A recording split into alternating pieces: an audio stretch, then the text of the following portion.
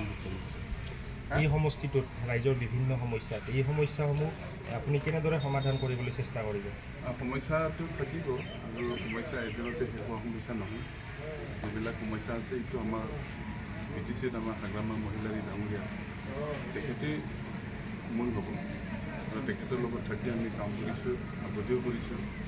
এতিয়া আমাৰ MCLA দিগন্ত বেয়াৰী ডাঙৰীয়া আছে, আমাৰ আখৰা বাইদেউ আছে, তেখেতসকলৰ লগত যোগাযোগ কৰি আমাৰ যিখিনি ইয়াত সমস্যা আছে, বিশেষকৈ ৰাস্তা আৰু গৰাখহনীয়াৰ ইয়াত সমস্যা বেছি আছে, সেইবিলাক সমস্যা আমি সমাধান কৰাৰ কাৰণে আলোচনা কৰিম, ৰাইজৰ লগত কথা পাতিম, কেনেকৈ সমাধান কৰিব লাগে সেইটো আমি চৰকাৰৰ ওচৰলৈ লৈ যাম সমস্যাটো।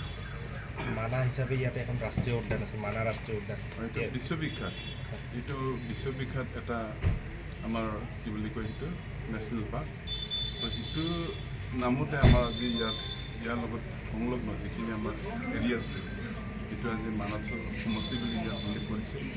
গতিকে তাৰ বাহিৰৰ পৰা আজি পৃথিৱী বিখ্যাত এইটো।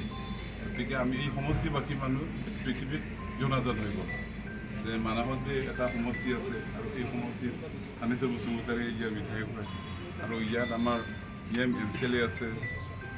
এই গোটেইবিলাক কথা মানাহৰ ষ্টাডি অহাৰ লগে লগে সমষ্টিবাসীৰ ৰাইজৰ এইখিনি কথা আহি যাব। ৰাষ্ট্ৰীয় উদ্যানখনৰ সপক্ষত থাকি আপুনি কেনেদৰে কাম কৰিব? সেইটো আমি সুৰক্ষা দিবই লাগিব, কাৰণ সেইটো এটা বৃহৎ এটা আমাৰ অঞ্চল, ৱৰ্ল্ড হেৰিটেজ চাইট। গতিকে ইয়াৰ কাৰণে আমি সংৰক্ষণ কৰিব লাগিব। তাত থকা আমাৰ NGO আছে, আমাৰ চৰকাৰী বিষয়া আছে, বিভিন্ন অনুষ্ঠানে ইয়াত প্ৰটেকশ্যন দিয়াৰ কাৰণে কাম কৰি তেখেতসকলকে যেনেকৈ পাৰোঁ আমি সহায় কৰাৰ কাৰণে আগবাঢ়িম।